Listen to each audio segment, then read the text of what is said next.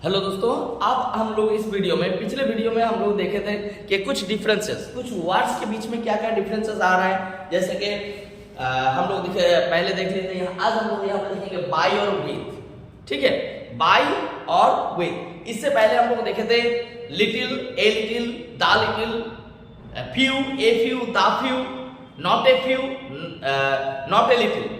ठीक है, तो अब हम लोग देखेंगे यहाँ पे कि बाई और विथ, इन दोनों में दो कहाँ यूज होता है और इन दोनों में फर्क कहाँ है, डिफरेंस क्या है।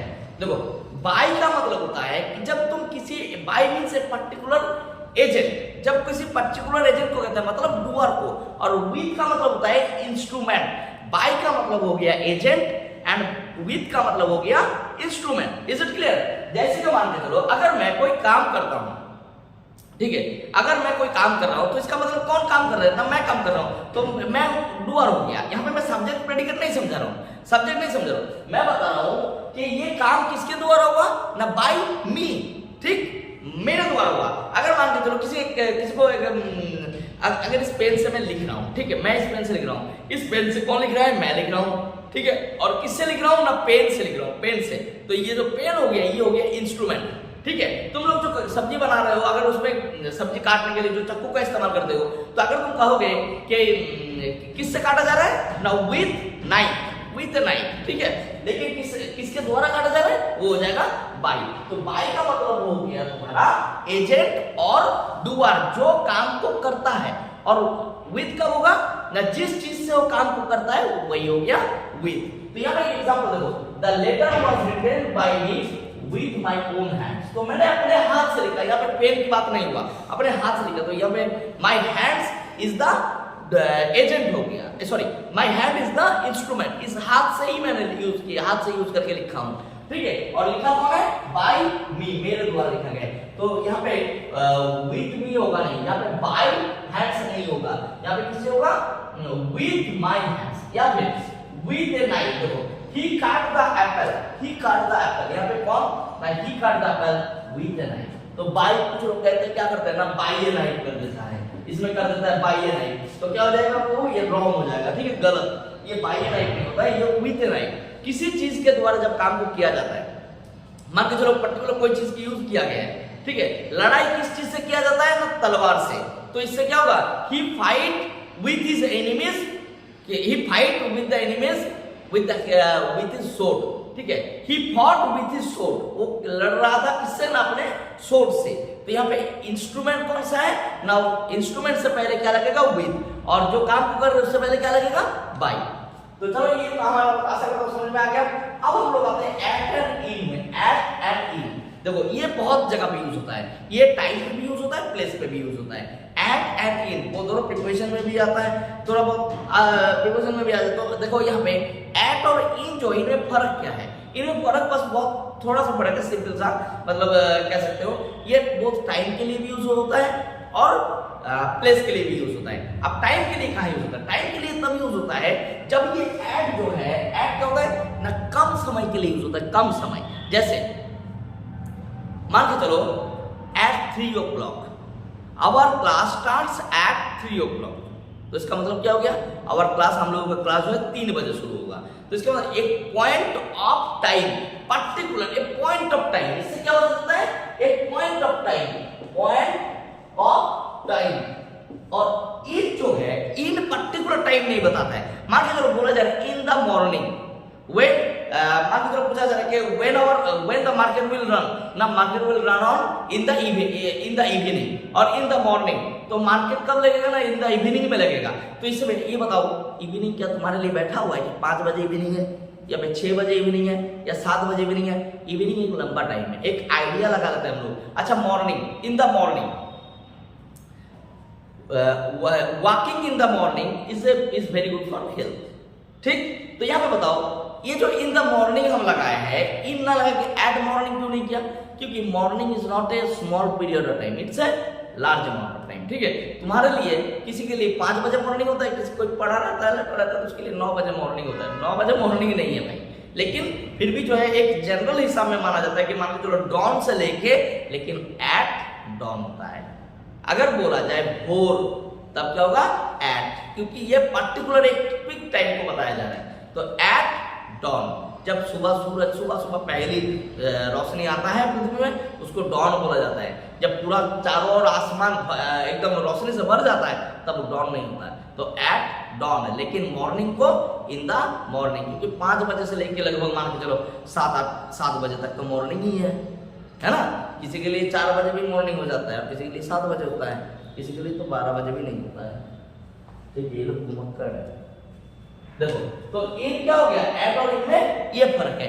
एट क्या बताता है, पॉइंट ऑफ टाइम, मतलब पर्टिकुलर टाइम को बताएगा ना। At 9 AM, at 10 AM, at lunch time, at breakfast time, meet me at breakfast time, meet me at lunch time. लेकिन इन कब होगा, जब वो पीरियड ऑफ टाइम बताएगा, मतलब it means a period of time, मतलब एक लंबा समय बताएगा, तब इसको कहेंगे इन यूज होगा। ये हो गया एक टाइप। जैसे देखो यहाँ पर कुछ एग्जांपल्स में लिखा हूं, you will come at 4 PM, तो है ना, ये पॉइंट ऑफ टाइम है। ये क्या हो गया, पॉइंट ऑफ टाइम।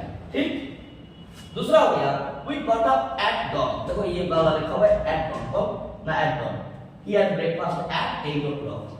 ठीक, उसके बाद देखो ये एट नून होता है, एट सनसेट होता है, एट मिडनाइट होता है, एट बेड टाइम होते हैं।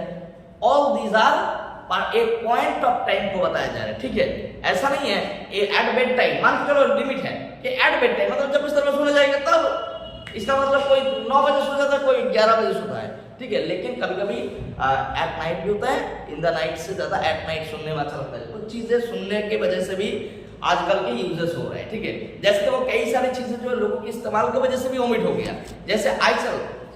संतोष सर, अरे इसको हिलाइए मत, देखो बोर्ड आ रहा है ना, हाँ आ रहा है। ठीक है, तो कुछ चीजें जो है, कुछ चीजें कभी कभी क्या होता है ना, लोगों की यूजेस की वजह से भी हट जाता है। जैसे तो आजकल तुम देखोगे आई विल, सेल की जगह सेल और विल की जो यूजेस है, सेल और विल, सेल बेसिकली हम ऑलमोस्ट ओमिट हो चुका है, लेकिन ग्रामर में तो है। जैसे आई के बाद क्या होता है, आई के बाद होता है सेल, आई सेल। ठीक है, ये नियम है।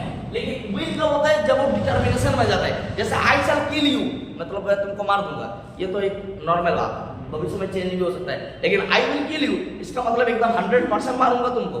ठीक है, तो बात ये यहाँ पे आता है कि आई शैल, लेकिन बेसिक नॉर्मल फ्यूचरिटी में आई शैल यूज होता था, लेकिन आजकल हर चीज में विल होता है। हर जगह विल जो है सेल्फ हटा के हर जगह घुस गया है। तो विल कहता है I will be absent, I shall be absent की जगह आई विल बी एब्सेंट। तो चलो देखो विल का यूजेस जो है लोगों ने इतना बढ़ा दिया है कि शैल जो है बस ग्रामर में रह गया। धीरे धीरे इसके जो यूजेस खत्म होते जा रहे हैं। ठीक है, चलो अब आगे देखते हैं कि यहाँ पे क्या हो गया ना, एक पॉइंट ऑफ टाइम बता रहा है, एक पीरियड ऑफ टाइम। अच्छा, अब एक और क्या डिफरेंस होता है ना, एट और इन में और एक डिफरेंस होता है जगह के मुताबिक, प्लेसेस। जैसे देखो एट छोटे प्लेसेस को बताता है, लेकिन इन बड़े जगह को बताता है। एट हमेशा छोटे प्लेसेस से डील करते हैं। मान के चलो किसी गांव का नाम है, मान के चलो इस गांव का नाम है सिकरीगंज। सिकरीगंज में तो क्या लिखेंगे हम, एट सिकरीगंज। ठीक है, तो आई लिव एट सिकरीगंज, लेकिन गोरखपुर तो बड़ा एरिया है, तो इन गोरखपुर। ठीक है, या फिर इन उत्तर प्रदेश, या फिर अगर मैं उधर का कहूं कि ही लिव्स एट, एक गांव का नाम है, सुनोगे ना बहुत हंसी आएगा, भैंसा। ठीक है, भैंसा बाजार, बहुत मजेदार नेम है। ठीक है, भैंसा बाजार। तो भैंसा, मुझे पहले वहां पे भैंस बिका जाता था, सुने हैं, तो उसके बाद वो बाजार हो गया। ठीक है, भैंसा बाजार नाम हो गया, तो भैंसा बाजार। तो मान के चलो आई लिव एट भैंसा बाजार। ठीक है, आई लिव एट भैंसा बाजार इन उत्तर प्रदेश। तो इसका मतलब क्या हो गया, देखो गांव के नाम से पहले क्या लगा दिया हम, एट, और जो बड़ी एरिया है, जो स्टेट है, उसके नाम से पहले लगा दिए इन। तो यहाँ पे बेसिकली हम लोग कह रहे हैं, देखो he lives at बनकाटी बाजार, यहाँ पे क्या है, एट है। he lives in a village। लेकिन यहाँ पे एक बात और बता दे कि भले ही गांव के किसी पर्टिकुलर जब नाम बताया जाएगा तब होगा एट, लेकिन उसी चीज को जब विलेज बोला जाएगा तब वो इन में बदल जाएगा। अब ये कैसे होता है, यहाँ पे ध्यान से समझो। मान के चलो किसी एक पर्टिकुलर गांव का नाम, मैं जैसे मैंने यहाँ पे लिखा हूँ बनकाटी, बनकाटी एक पर्टिकुलर गांव का नाम है। ठीक है, तो बनकाटी हो गया, कोई भी नाम हो सकता है, भैंसा बाजार हो सकता है, कोई भी नाम हो सकता है। इस पर्टिकुलर गांव के नाम जो है, ये गांव छोटा है, लेकिन ये जो विलेज शब्द है, village, the village word has a broad meaning. Is it clear? It has a broad sense. तो विलेज से पहले हमेशा क्या लगेगा? इन लगेगा। ही लिव्स एट बनकाटी, ठीक, but he lives in a village. वो एक गांव में रहता है। तो गांव का जो सेंस है ना, गांव कोई छोटा थोड़ी ना है। गांव का मतलब क्या हो रहा है? एक जनरल सेंस में आ जा रहा है कि a huge, a big sense it has. तो इसका मतलब क्या हो गया? He lives in a village. यहाँ पे कभी भी एट विलेज नहीं करोगे तो गलत हो जाएगा। तो एट बनकाटी, गांव का नाम हुआ तो एट, लेकिन अगर विलेज दिया सिर्फ तो होगा इन। सेकेंड चीज संतोष सर बोला रहे, सेकेंड चीज हो गया जब किसी पर्टिकुलर चीज को, मान लीजिए यहाँ पे कोई बड़ी तादाद में, बड़े एरिया की बात हो रहा है, तो क्या हो जाएगा? इन हो जाएगा। क्लियर? तो ये दो डिफरेंसेस हमारे यहाँ पे आ जाता है।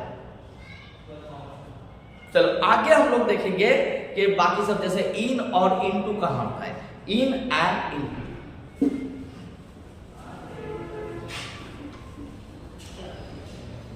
In and into. देखो इन बेसिकली कहां पे होता है ना? इन बेसिकली जब किसी पर्टिकुलर चीज का, मान के चलो now we are in the classroom, we are in the classroom. We are in the classroom का मतलब हम लोग पहले से ही क्लासरूम के अंदर है और हम लोग चारों ओर से कॉन्फाइंड है। जब कोई चीज चारों ओर से कन्फाइंड होगा, मान के चलो बोला जाता है इनसाइड द बास्केट, इनसाइड थोड़ा सा एकदम सेम टू सेम मीनिंग है। तो इन द बास्केट अगर मैं बोलूं the ball is in the basket, तो इसका मतलब क्या होगा? मान के चलो ये एक बास्केट मैंने ड्रॉ किया, कम से कम इस बास्केट में यहाँ पे कुछ बॉल है, तो क्या होगा? इन ही ना होगा। अगर यहाँ पे चेयर होगा, अगर कोई पर्सन यहाँ पे चेयर पे बैठा हुआ है, ठीक है, ये आदमी बैठा हुआ है, ठीक है, ये इसका मुंह, ये हाथ, ये आदमी चेयर पे बैठा हुआ है, तो ये चेयर के अंदर घुस थोड़ी ना गया है, चारों ओर से दिख रहा है। ये it is open to all, everyone can see him. अगर किसी को, अगर किसी इस डब्बे के अंदर डाल दे, जिस आदमी को इस डब्बे के अंदर डाल दिया जाए, तब ये इन हो जाएगा। लेकिन यहाँ पे क्या होगा? चेयर के कहां पे बैठा जाता है? चेयर के ऊपर बैठा जाता है, ऊपर बैठा जाता है और ऊपर ये कोई कूदा कूदी थोड़ी ना कर रहा है, जिसका मतलब हो गया ऑन द चेयर। बात समझ में आ गया? और यहाँ पे क्या हो गया? ये अगर इसको ये अगर मान लो इसके अंदर कुछ चीज है, तो क्या ये बाहर से तुमको दिखेंगे? यहाँ पे किनारे में बैठे रहोगे चुपचाप तो तुमको दिखेंगे ना, ऐसे झांकना पड़ेगा। इसका मतलब क्या हो गया? It is in the basket या फिर inside the basket. Is it clear? तो ये चीज हो गया। अब आता है ये इनटू कब होगा? इनटू कब होगा? इनटू मतलब इन तब कब होता है? इसमें कोई मोशन नहीं होगा, इसमें मोशन नहीं होगा, चुपचाप तीनों तरफ, हाँ तीनों तरफ से कवर रहेगा और ये अंदर रहेंगे। अब बात यहाँ पे आता है, तो इनटू कब होगा? इनटू तभी होगा जब पर्टिकुलर जगह का परिवर्तन होगा। मान के चलो इस बॉल को यहां से लेके मैंने यहां पे थ्रो कर दिया, ठीक है, I throw the ball into the basket. Clear? अब क्या हुआ? ये बॉल जो है इस जगह से इस बास्केट के अंदर घुस गया। इसका मतलब क्या? इसकी जो बाहर आउटसाइड से इनसाइड में आ गया, ठीक है, तो क्या हो गया? इनटू। मतलब जगह का जब परिवर्तन हो गया तब हो गया हमारा इनटू हो गया। तो अगर किसी पर्टिकुलर, मान के चलो कुछ बच्चे, अगर हम यहाँ पे हम लोग क्लासरूम के अंदर है, तो मतलब we are in the classroom. अगर हम लोग दौड़ते हुए, तो कुछ बच्चे दौड़ते हुए क्लासरूम के अंदर है, मतलब the children ran into the classroom. बात क्लियर? रैन इनटू द, तो इसमें क्या हो गया ना? इनटू में हमेशा क्या होता है? एक मोशन होता है, बहुत गति होता है, मोशन, इसमें फोर्स रहेगा, ठीक है। इसमें या तो जगह का परिवर्तन होगा, बाहर था अंदर आया, एक बिल्ली को बास्केट के अंदर बैठा हुआ है, तो मतलब the cat is in the basket. लेकिन अगर मैं बोला जाए the cat jumped into the basket, मतलब वो बाहर था, जंप करके अंदर आया, तो क्या हुआ? उसकी जगह का परिवर्तन हुआ, बाहर था अंदर आया, तो जगह का परिवर्तन हुआ। तो इसमें क्या होता है ना? इनटू हो जाता है। और साथ में और एक चीज में इनटू होता है जब उसकी अवस्था का परिवर्तन होता है। मान के चलो, अगर मान के चलो सपोज एक बर्फ का गोला, बर्फ का ढेला, एक आइस का ढेला अगर लिया जाए, तो क्या होता है? आइस मेल्ट कर जाता है। मेल्ट का मतलब वो पिघल जाता है। आइस जब पिघल के वो पानी में बदल जाएगा, तो क्या हुआ? उसके पूरी तरह से उसका जो फिजिकल अपीयरेंस है वो बदल जाता है। तो आइस जब मेल्ट होके बर्फ में, सॉरी, सही तो बोल रहा हूँ। बर्फ जब मेल्ट होके पानी में बदल जाए तो उसकी पूरी तरह से अवस्था का परिवर्तन हो गया। अब अवस्था का मतलब क्या हो गया? The ice melted into water. इसमें कतई इन नहीं होगा, इन द वाटर नहीं होगा, मेल्टेड इनटू वाटर। क्लियर? आशा करता हूँ तुम लोगों को ये वीडियो अच्छा लगा होगा। अगर अच्छा लगा होगा तो प्लीज ज्वाइन करिए इसमें और चैनल को ग्रो करने में मदद करिए। Thank you, have a nice day.